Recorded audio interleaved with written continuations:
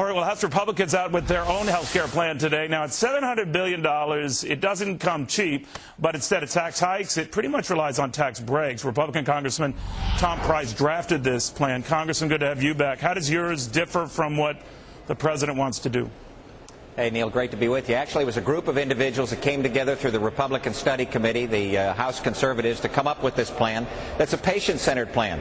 It says that the government doesn't have to be in charge and insurance companies don't have to be in charge. Patients can be in charge. And we incentivize the purchase of health insurance so that everybody in America has a financial incentive and feasibility to get health insurance. We make it so that they own and control their insurance policy so they can take it with them if they change their job or they lose their jobs, so that you end the portability problem. We solve the quality issue by saying I'm sorry. I want to be clear. The portability problem is this, sure. You know, if you lose your job and you get another job, or you don't have another job, you could just take that old insurance with you.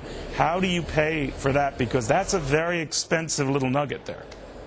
Actually, through a process of tax deductions and tax credits and efficiencies in the system and decreased redundancies and some appropriate liability reform. No offense to you, but where are there ever been found, even with government help, efficiencies in any system?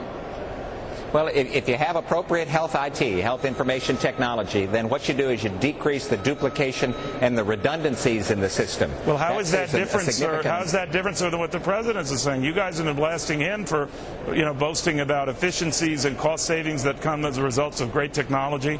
Now you're trying to play the same fiddle. No, there are some common grounds. The thing that we do is make it so that patients own and control their health insurance, not the government. We don't put a bureaucrat between you and your doctor. That's the wrong way to go. The American people don't want that. Well, they say they're taking the government out. You don't buy it. Not at all. You can't have a government-run system and take the government out. That's not the way they're depending on these works. Cooperatives. What are you guys going to be depending on?